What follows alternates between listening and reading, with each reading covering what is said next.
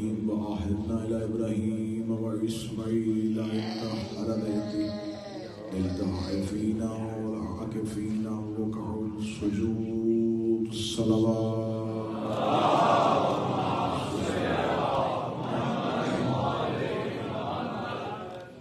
سب سے پہلے میں اپنی جانب سے آپ تمام احباب کو، مومنین و مومنات کو بیت اللہ میں وجہ اللہ کی نقاب کشائی پر مبارکباد پیش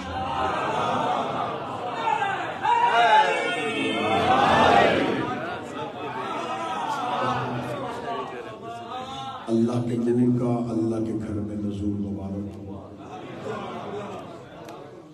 امیر المومنین کا آخری نبی کے ساتھ زمین پر پھر اترنا۔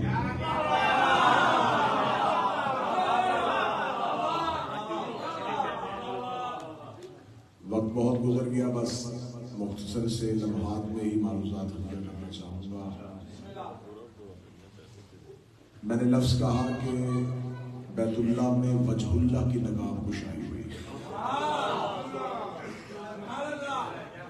اکثر ایسا ہوتا ہے کہ جب ہم منبر سے امیر المومنین کے ساتھ وجہ اللہ کا لفظ استعمال کرتے ہیں، اللہ کا چہرہ، تو کچھ لوگ یہ سمجھتے ہیں کہ شاید معاذ اللہ یہ شرک ہو گیا۔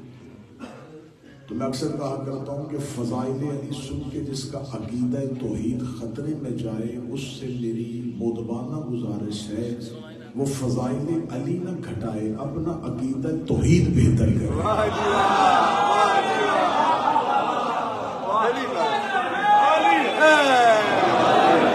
اپنا عقیدہ وحدت بہتر کرے، اپنا عقیدہ پروردگار بہتر کرے۔ اس کے ہاں اتنا کمزور عقیدہ توحید تھا کہ میں نے علی پڑھا اور اسے خدا لگا۔ بہتر یہ ہے کہ اپنا عقیدہ توحید بہتر کرے، اور آپ کو توحید کے بارے میں پریشان ہونے کی ضرورت نہیں۔ آپ توحید کے بارے میں پریشان نہ ہو، الحمدللہ توحید محفوظ ہے۔ آپ اپنے عقائد کی فکر کریں، توحید کے لیے آپ کو پریشان ہونے کی ضرورت نہیں۔ بڑا بہترین جملہ کہنے لگا ہوں، توحید تب تک محفوظ ہے جب تک علی کی پیشانی پہ سجدے کا نشان موجود ہے۔ توحید خطرے میں نہیں ہے۔ توحید کے پاس علی جیسا سجدہ کرنے والے، توحید کے پاس علی جیسا رکوع کرنے والے۔ اور یہ شیعہ اہل سنت جب ہم امیر المومنین کا تذکرہ کرتے ہیں تو علی کو مولا ماننا شیعہ ہونے کی مجبوری نہیں ہے، بتائی چاہیے، اس ماحول میں بتائی چاہیے۔ جو اللہ کو نہیں مانتے وہ سچ کیوں بولتے ہیں؟ جو اللہ کے پروردگار ہونے کے قائل نہیں وہ جھوٹ سے نفرت کیوں کرتے ہیں؟ جو ہمارے نبی کے امتی نہیں ہے وہ کیوں کہتے ہیں کہ سچ؟ حتیٰ کہ دہریہ بھی یہ چاہتا ہے کہ سچ بولا جائے، جھوٹ سے نفرت کی جائے۔ اس کا مطلب سچ بولنا مسلمان ہونے کی شرط نہیں ہے، عقل تقاضا کرتی ہے کہ سچ بولا جائے۔ جو عقل کہتی ہے کہ سچ بولا جائے، وہی عقل کہتی ہے علی کو مولا مانا جائے۔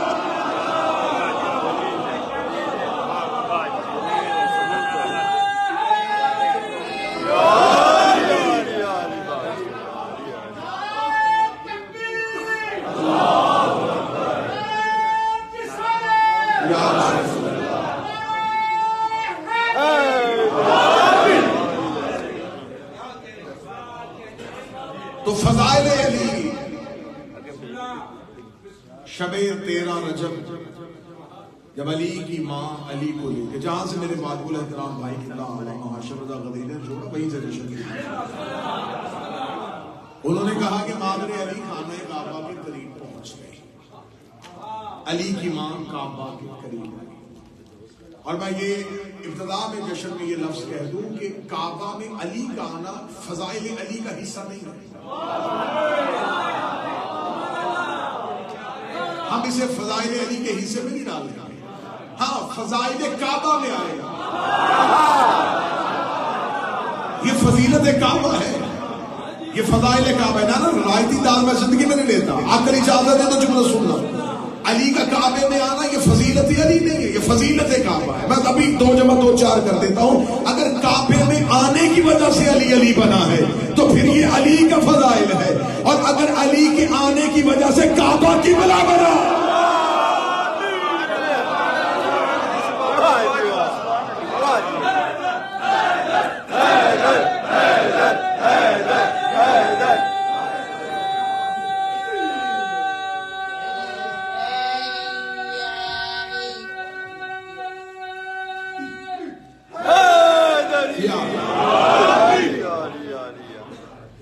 علی کے آنے کی وجہ سے کعبہ کی بلا بنا. کعبے میں آنے کی وجہ سے علی علی نہیں بنتے. اگلا لفظ اگر عقیدے برداشت کرے تو غلط مطلب یہ تو علی کی مہربانی ہے کہ وہ کعبہ میں آ گئے، ورنہ جہاں علی آتے وہی کا. تو یہ فضائل علی کا باب نہیں ہے. ہم فضیلت علی یہاں سے شروع نہیں کریں گے، ہم فضائل علی یہاں سے شروع نہیں کریں گے کہ علی کعبہ میں آئے اور یہاں سے علی کے فضائل شروع. یہ کعبہ کا فضائل ہے، یہ کعبہ کی فضیلت. ہم بحث اس بات پہ کریں گے کعبے ہی میں کیوں آئے. اور میں شکریہ ادا کروں گا قوم کی طرف سے قبلہ ہاشم رضا غدیری صاحب کا کہ یہ جس طرح میڈیا پہ دشمنان اہل بیت کے دانت کھٹے کر رہے ہیں. میں پچھلے دنوں ایک مولانا کا کلپ سن رہا تھا تو اس نے کہا کہ اینکر نے اس سے سوال کیا کہ یہ حضرت علی رجب کا مہینہ، یہ حضرت علی خانہ کعبہ میں آئے تھے تو کیا اہل سنت روایات مانتے ہو؟ ہاں اہل سنت روایات پر لکھا ہے. انہوں نے کہا یہ تو کوئی فضیلت علی نہیں ہے. لیکن یہ فضیلت علی نہیں ہے. یہ اس وقت جو خانہ کعبہ تھا، یہ بالکل میں وہ لفظ کوٹ کر رہا ہوں جو اس مولانا نے بولے. انہوں نے کہا یہ جو حضرت علی اس وقت خانہ کعبہ کہاں قبلہ تھا، اس وقت مسلمان بیت المقدس کی طرف منہ کر کے نماز پڑھتے تھے. یہ تو حضرت علی خانہ کعبہ یہ محض ایک اتفاق تھا، یہ محض ایک اتفاق تھا. انہوں نے یہاں آ کے بات تھوڑی کری، یہ محض ایک اتفاق تھا، محض ایک اتفاق تھا. تو میں شہداء کربلا میں یہ جواب دینا چاہتا ہوں اگر یہ محض ایک اتفاق تھا تو بس اس اتفاق پہ کہانی ختم ہو جانی چاہیے تھی.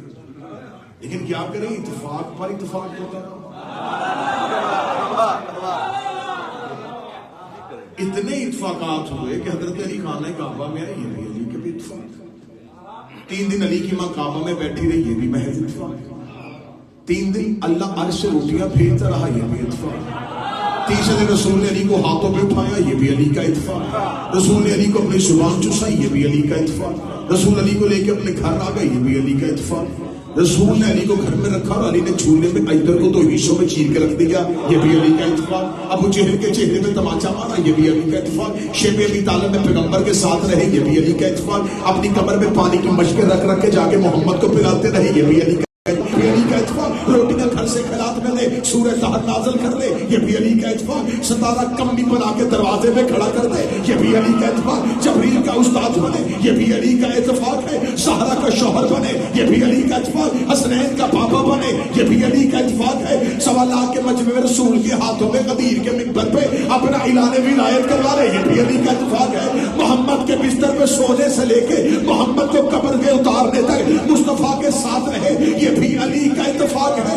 یہ سارے اتفاق اگر علی کے حصے میں آئے ہیں تو میری سمجھ میں نہیں آتا جس کے اتفاق ایسے ہیں اس کے اختیار کیسے ہیں.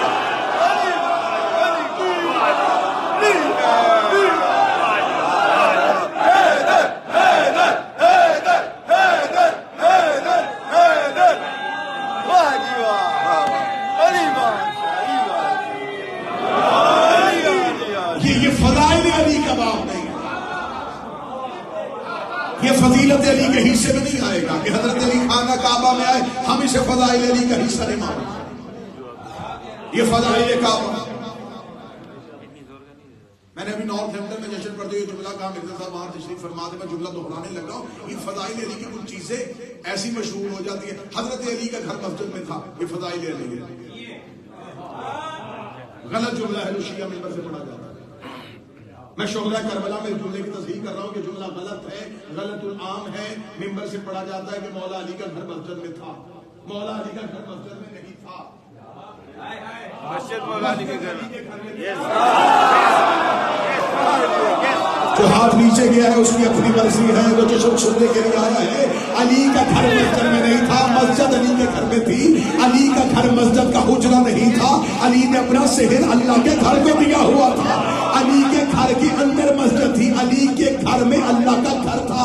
اللہ کے گھر میں علی کا گھر نہیں تھا، علی کے گھر میں اللہ کا گھر تھا، علی کے گھر میں اللہ کا گھر تھا۔ پھر آج کے بعد عقیدہ درست کرنا، آج کے بعد اتنا نہ کہنا کہ علی اللہ کے گھر میں آیا۔ صرف علی اللہ کے گھر میں نہیں آیا، حسن بھی اللہ کے گھر میں آیا، حسین بھی اللہ کے گھر میں آیا، عباس بھی اللہ کے گھر میں علی حق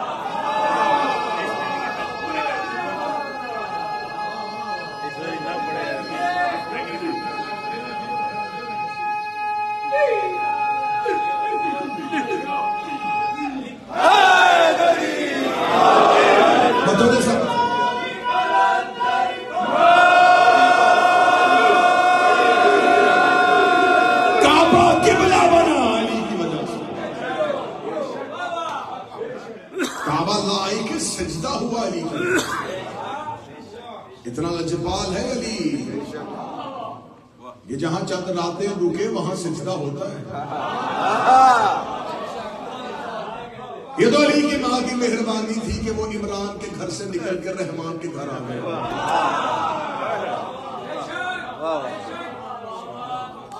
یہ خانہ کعبہ قبلہ غدیر صاحب تشریف فرمائے، محقق باپ کے محقق بیٹے ہیں، میری تائید فرمائیں گے یہ خانہ کعبہ اصل نہیں ہے، یہ زمین والوں کا کعبہ ہے، یہ زمین والوں کا کعبہ، یہ شبیہ ہے بیت المعمور کی۔ زمین والوں کو سجدہ کرنے کے لیے ایک سمت چاہیے تھی، ایک ڈائریکشن چاہیے تھی جدھر منہ کر کے وہ نماز پڑھے۔ خدا نے ایک جگہ مخصوص کر دی ادھر زمین والے تو منہ کر کے نماز پڑھے، تو جو عرش پر ملائکہ رہتا ہے، ہم 5 وقت پڑھتے ہیں وہ ہر وقت پڑھتے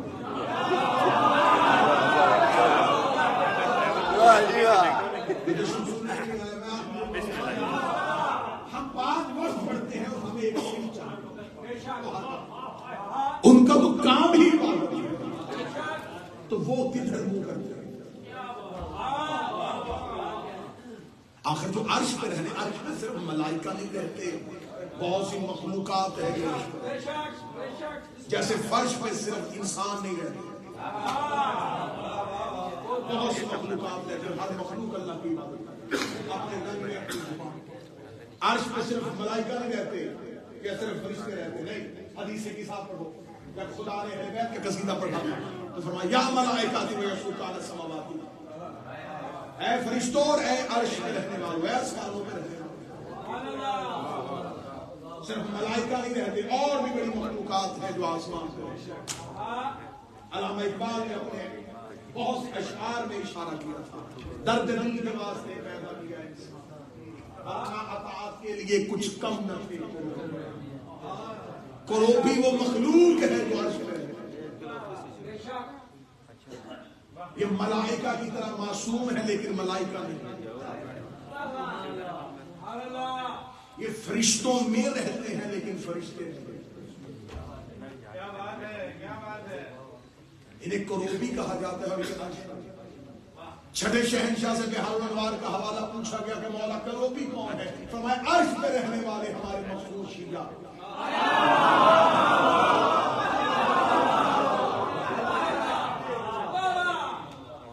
مولا ان کی کوئی نشانی فرمائی اتنے حسین ہیں، ایک کروبی اگر اپنے چہرے سے نقاب ہٹا کے زمین کی طرف جھانکے، زمین کے رہنے والے اس کے نور کی تاب نہ لاتے ہوئے مر جاتے۔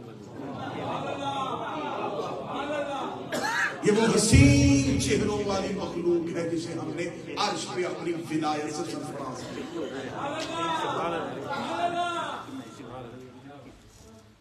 تو یہ آسمان میں جو رہنے والے مخلوقات ہیں یہ کدھر سجدہ کرتے ہیں؟ کہتے ہیں چوتھے آسمان پر بھی اللہ کا ایک گھر ہے جسے بیت المعمور کہتے ہیں۔ یہ آسمان پہ ہے اور اس کے بالکل نیچے، اس کی بالکل نیچے زمین پہ بیت اللہ. بیت اللہ اصل نہیں ہے، بیت المعمور کی شبیہ ہے. جملہ کروں گا، دیکھوں گا کتنے بندے جشن میں جاگے ہوئے. اس کا مطلب ہے کہ لوگ اصل کو سجدہ نہیں کر رہے. یہ ممبر مخصوص ہے. اس ممبر کی مخصوصیت کیا ہے؟ کہتے ہیں اس کی بھی شباہت ہے. کس سے؟ رسول کے ممبر سے. یہ تو مسجدوں کے اوپر گنبد بنا ہوا ہے، یہ گنبد کہاں سے آیا؟ کہتے ہیں یہ گنبد خضرا کی شبیہ ہے. میں سادہ باتیں کرنے والا خطیب ہوں، میری سمجھ میں نہیں آتا کہ گنبد خضرا کی شبیہ مسجد کے اوپر، مسجد میں یامر شاہ جی ممبر رسول کی شبیہ. عقل اجازت نہیں دیتی کہ شبیہ کے نیچے شبیہ پر بیٹھ کے مولوی کہتا ہے کہ شبیہ دیکھنے سے نکال. بادشاہ حسین نے ہاتھ کو بسنا.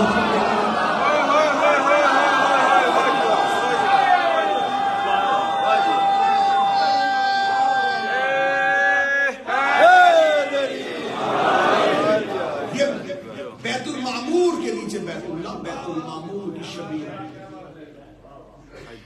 یہ بیت المعمور ہے آسمان پہ رہنے والی مخلوقات کا. یہ ادھر منہ کر کے نماز پڑھتے ہیں. ان کا مرکز جو ہے وہ بیت المعمور ہے.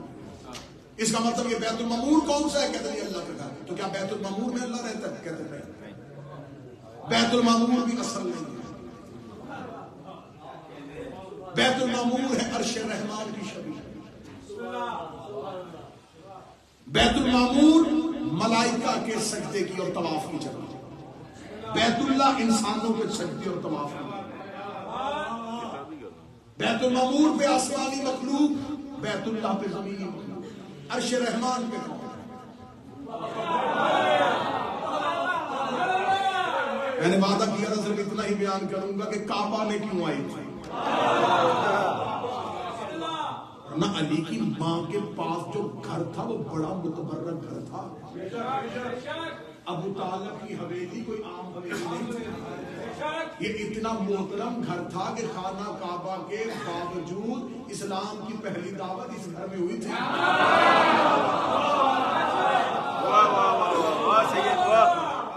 جس جگہ امام بارگاہ ہو وہاں بندے پارک میں مجلس نہیں کروا سکتے. بھائی پارک میں مجلس نہیں کروا رہے، مجلس کروانی یعنی امام بارگاہ جو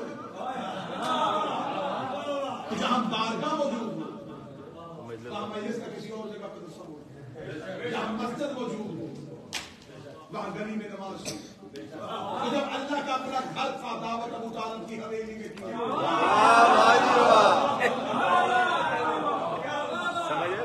جب ہم نے پوچھا یہ کیوں ہوئی تھی، کہتے اس لیے کہ اس وقت خانہ کعبہ میں بت تھے. تو پھر تو مان گیا نا، کعبہ میں بت تھے. کہاں چلے گئے آپ؟ مجھے تو صحیح طور پہ آپ حالت چلے. علی کی ماں کے پاس اتنا متبرک ترین گھر موجود تھا، اس کیا مجبوری تھی کہ وہ کعبہ میں رہے. جاؤ میں جملہ کہنے لگا، شہداء کربلا امام بارگاہ کی دیواروں میں نقش کر. درود سارے ازاد مل کے بلند آواز سے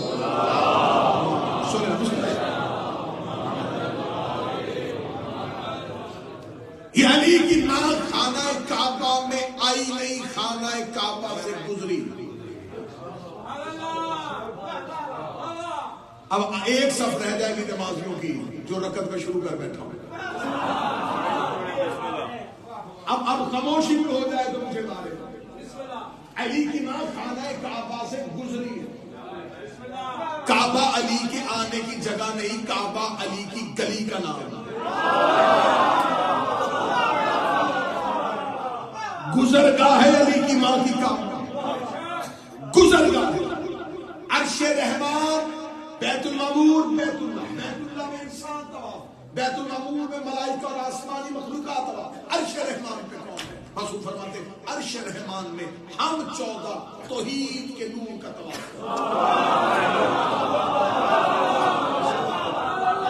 ہمارے انوار اس کا طواف کرتے. ہم ایک نور کے حالے میں عرش رحمان میں اس کرسی الہی کا طواف کرتے ہیں. اس کرسی سے مراد کوئی بیٹھنے والی کرسی. معصوم فرماتے کرسی سے مراد اللہ کا وہ مخصوص علم ہے جو صرف اللہ کے لیے، عرش سے مراد وہ علم ہے جو اللہ نے ہم آل محمد کو عطا کیا۔ معصوم فرماتے وہاں ہم اس کا طواف کرتے ہیں، ہماری سنت میں ملائکہ بیت المعمور کا طواف کرتے ہیں،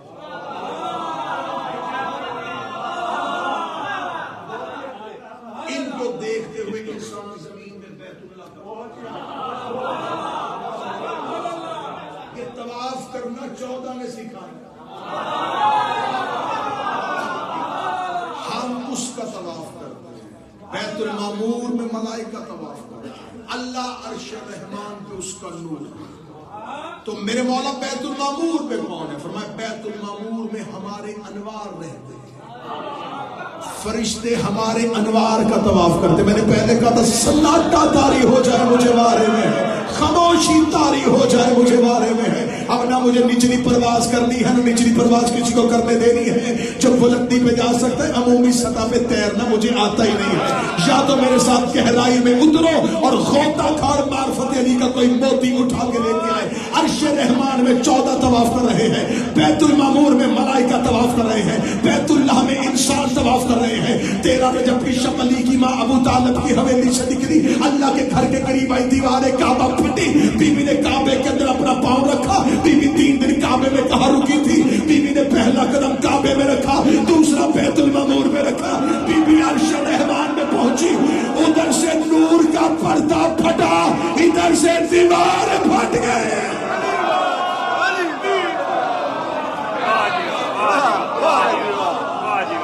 وہ یہاں سے چلی تھی،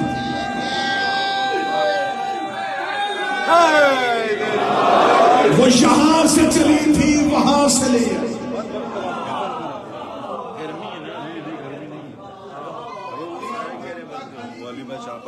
اللہ کے گھر میں کھانا دینے والا کون؟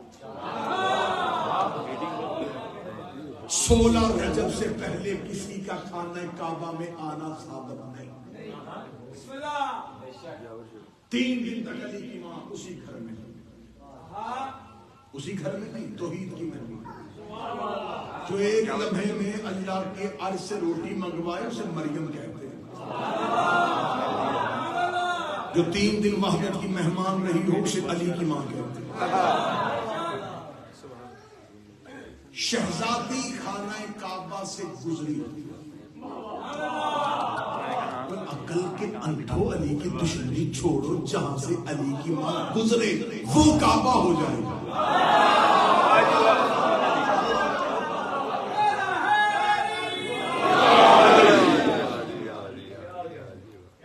میں نے آپ کے سامنے اللہ کے قرآن سے آیت پڑھی تھی آخری 3 یا 4 دن، خدا کا ہم نے عہد لیا تھا ابراہیم اور اسماعیل سے، ہم نے وعدہ لیا تھا ابراہیم اور اسماعیل سے، اے ابراہیم اور اسماعیل تو میرے گھر کو پاک رکھنا، بیتی میرے گھر کو تم پاک رکھنا۔ کس نے؟ ابراہیم اور اسماعیل، ابراہیم بھی نبی، اسماعیل بھی۔ خدا نے حضرت ابراہیم کو باقی نبیوں سے زیادہ لاڈ کیا، باقیوں کو صرف نبی کیا، اسے خلیل بھی کر لیا۔ کیا ایسا کیا تھا ابراہیم نے جو باقی نبیوں نے نہیں کیا؟ کیا ایسا کام تھا ابراہیم کے پاس جو باقی انبیاء کے پاس تھا؟ تبلیغ باقی نبی بھی کرتے رہے، ابراہیم بھی کرتا، لیکن خدا نے کہا ابراہیم باقیوں کا کام انسانیت کی ہدایت اور انسانیت کی تبلیغ ہے، میں تجھے ایک اہم ذمہ داری دوں گا، معاوضہ پہلے دے رہا ہوں، معاوضے میں تجھے اپنا دوست بناؤں گا۔ اللہ کا دوست ہونا کوئی چھوٹی بات، تھر تھر کانپتے ہیں نبی پروردگار کے سامنے جاتے ہوئے، فرمایا تجھے دوست بناؤں گا، تجھے اپنا خلیل بنا لوں گا، تجھے امام بنا لوں گا، تیرے دونوں بیٹے نبی بنا دوں گا، تیری ذریت میں امامت رکھ دوں گا، نبوت تیری نسل میں رکھ دوں گا، درود بھی تجھ پہ پڑھوں گا۔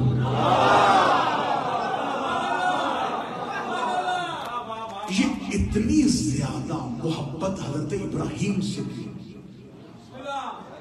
کہانی اتنی بتائی گئی، ابراہیم نے امتحان دیا تھا، امتحان تو ہر نبی نے دیا، حضرت ابراہیم کے پاس کون سی ایسی چیز تھی؟ خدا نے آدم پہ درود نہیں بھیجا، نوح پہ درود نہیں بھیجا، ادریس پہ درود نہیں بھیجا، درود یا ابراہیم پہ یا ابراہیم پہ، درود یا مصطفیٰ پہ یا مصطفیٰ پہ،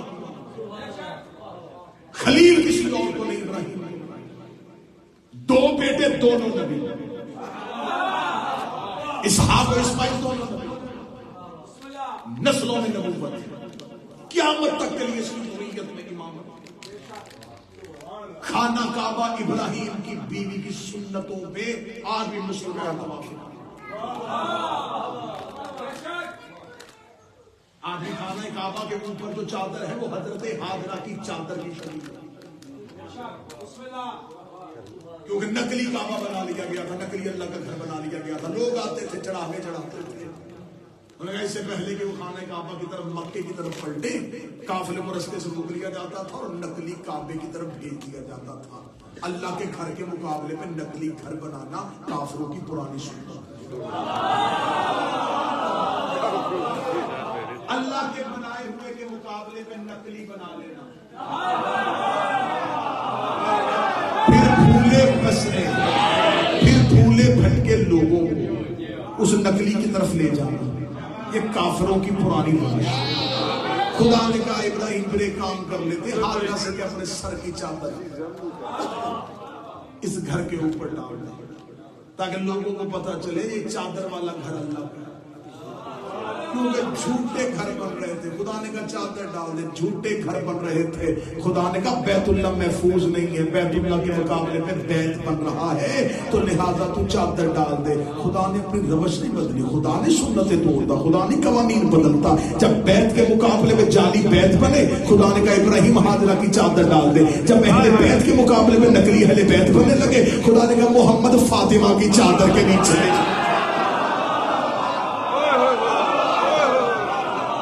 بھی چادر، یہاں بھی چادر۔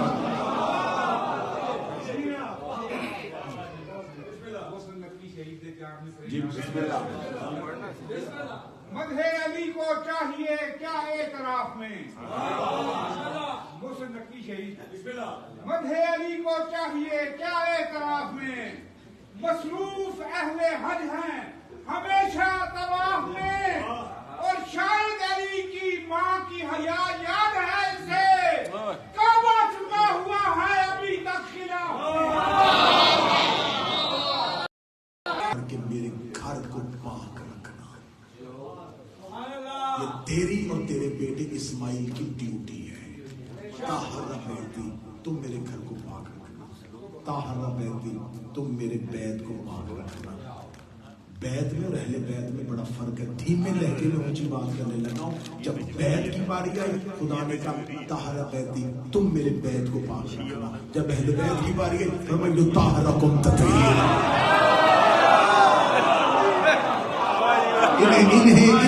انہیں کوئی اور نہیں پاک رکھا، انہیں میں پاک رکھا۔ ابراہیم نے میرے گھر کو پاک رکھا، میرے مالک گھر پاک رکھا۔ چار کام ہوں گے اس گھر میں، اور چار چیزوں کے لیے میرا گھر پاک رہنا چاہیے۔ طواف ہوگا، رکوع ہوگا، سجدہ ہوگا، اعتکاف ہوگا۔ روایت نہیں پڑھی، قرآن کی آیت پڑھی۔ خدا کہتے ہیں یہ چار کام ہونے ہیں میرے گھر میں، طواف، رکوع، سجدہ، اعتکاف۔ تو ان چار چیزوں کے لیے میرا گھر بیتی، میرا گھر پاک کر۔ ابھی بھی جملہ ہضم نہ ہو، نیچے نہ اترے تو 10 منٹ جاوید شادی سے کہہ دیتا ہوں میں بیٹھوں گا کمرے میں۔ ابھی بھی اگر ایسا محسوس کے لیے، اعتکاف کے لیے قبلہ تشریف فرما ہے، ان کی موجودگی میں یہ چاروں کام خانہ کعبہ میں ہوئے۔ چاروں کاموں کے لیے اللہ نے ابراہیم اور اسماعیل کی ڈیوٹی لگائی۔ آج بھی آیت قرآن میں موجود ہے، خدا نے کہا میرا گھر پاک کرو، بیتی میرا گھر۔ بیت ہوتا ہے گھر، گھر ہوتا ہے دیوار کے اندر سے شروع، باہر گھر نہیں ہوتا۔ اس کا مطلب خانہ کعبہ کی چار دیواری کے باہر جو ہے وہ مسجد الحرام ہے، جو اندر ہے وہ اللہ کا بیت ہے۔ خدا نے کہا چار چیزیں ہونی ہیں میرے گھر میں۔ میرے اللہ کون سی؟ فرمایا طواف، رکوع، سجدہ، اعتکاف۔ طواف کعبے کے اندر نہیں ہوتا، باہر ہوتا ہے۔ رکوع کعبے کے اندر نہیں ہوتا، باہر ہوتا ہے۔ سجدہ کعبے کے اندر نہیں ہوتا، باہر ہوتا ہے۔ اعتکاف کعبے کے باہر نہیں ہوتا، اندر ہوتا ہے۔ اس کا مطلب اللہ نے تین چیزیں ساتھ رکھ چوتھی چیز کے لیے کیونکہ میرے گھر میں اعتکاف ہونا ہے. اعتکاف کہتے ہیں معتکف ہو جانا, مخلوق سے کٹ جانا, اللہ سے جڑ جانا, لوگوں سے رشتہ توڑ دینا, اللہ سے جوڑ لینا. رکھو مولوی کے سر پہ قرآن. اللہ کے گھر کے اندر آدم سے لے کے اس وقت تک اللہ کے گھر کے اندر اعتکاف کس نے کیا ہے؟ اہل سنت عقیدے کے مطابق اعتکاف کا کم از کم دورانیہ 3 دن ہوتا ہے, زیادہ سے زیادہ 10 دن ہوتا ہے. علی کی ماں 13 رجب کو آئی تھی.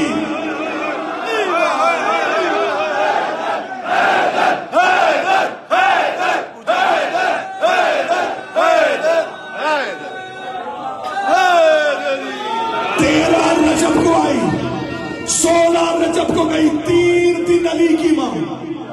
خدا نے کہا میرے گھر میں اعتکاف ہوا ہے, اس اعتکاف کے لیے میں نے ابراہیم کو نبوت دی تھی, میں نے درود میں شامل کیا تھا, میں نے اس کے بیٹے نبی بنائے تھے.